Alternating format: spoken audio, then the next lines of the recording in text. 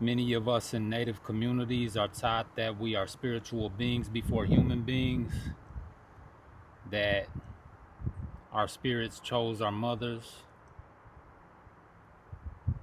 which entails that we are spirits first, which means that we are spirits before we are humans, and we are humans before we are native, and we are native before we're of a particular tribe, and so on. So even though we have that teaching, I sometimes reflect on the fact that we don't live by it enough. And it's completely understandable because we live in this world that teaches and enforces to us that we are what we appear to be. In a spiritual sense, our eyes lie to us because if we're truly spiritual beings and if we are truly spirits, the world itself is a lie. And I know that's talking crazy, but it is what it is. You know, I think about intertribal affairs and competition and things of that nature, even amongst the same tribe, say the Ojibwe. People from different reservations got pride in their res over another one, and so on and so forth. And people will even say, like, oh, you know, we're not pan-Indian people, you know, we all got our unique traits and we pride ourselves on how unique and different we are, as if there's something wrong with being united in our commonality. And I see that and I understand it, but I don't necessarily agree with it all the time. Because if we're spiritual beings, we are spirits first. We're spirits.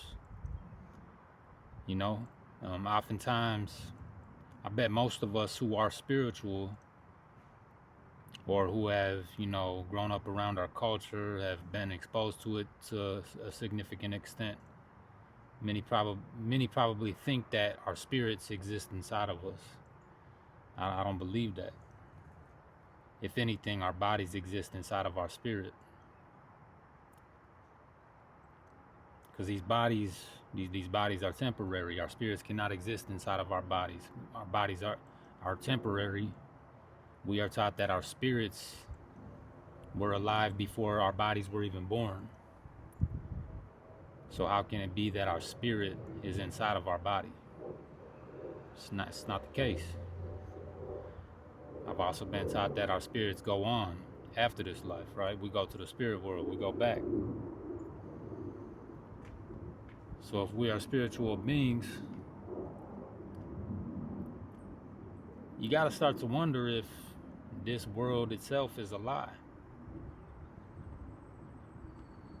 You know? And you hear things growing up as a native like, oh, Creator can't hear your Creator can't hear your prayers in English. Creator don't speak English. Creator only speaks the language. That's BS, man. No offense, no disrespect to anybody and their teachings, but I was taught that Creator is a spirit, and so are we. And all my prayers been answered. So many of my prayers been answered. And I didn't pray in English. I mean, I didn't pray in the language, you know. I don't know how to. I could go on and on about that. I don't want to piss people off, though. I don't want to piss people off. We have to really reflect on the fact that we are spirits first. I'll even say things like, oh, you know, I felt that in my spirit. Well, no, if I felt it in my spirit, I just felt it because I am a spirit.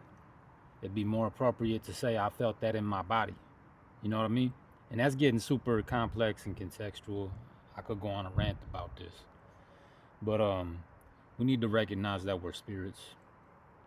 And I know it's hard to do in this world, especially right now. I mean, you know, there's 15 people just got arrested and charged in Minneapolis by DHS, ICE, and so on. The world itself teaches division. I guess that's part of the point I'm getting at too.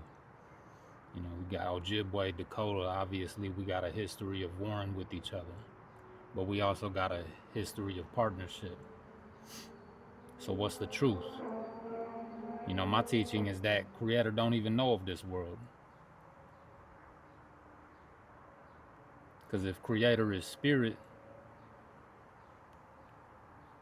the only thing that exists in the spirit world is peace, eternal peace, eternal joy. That's not the case here in this world. Nothing spiritual could create something that is so problematic. If the world was created by spirit,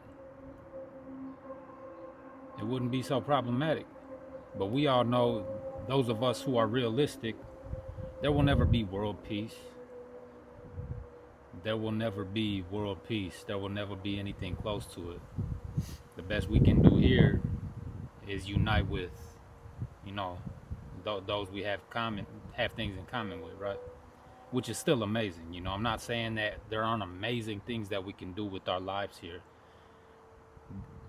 Of course, you know what I mean? I've done amazing things in my life. I'm sure many of you have too. All I'm saying is that the world pales in comparison to the truth in us, which is that we are spirit.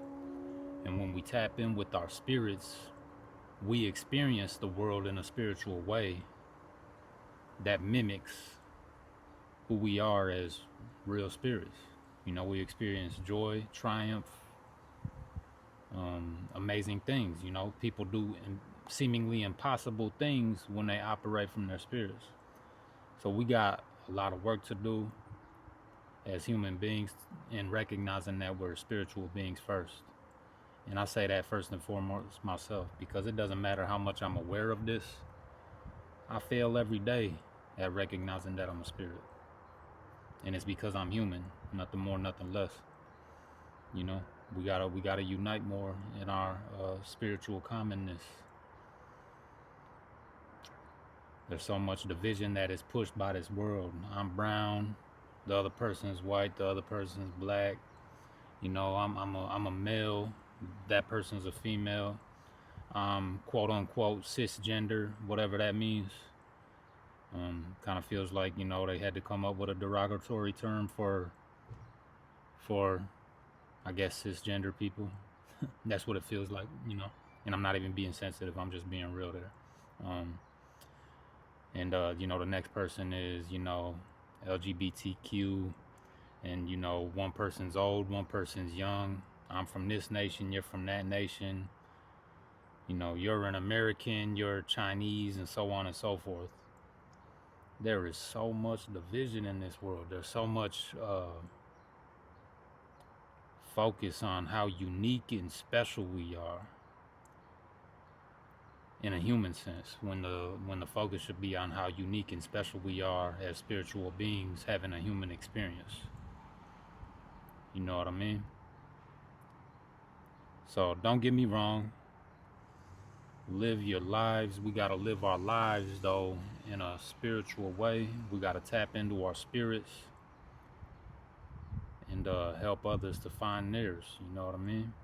I still need that myself oftentimes, and shout out to all the people who have helped me find my spirit and who continue to do so, because it's a never-ending road as long as you're human. There's no escaping being human, right? And being imperfect and flawed.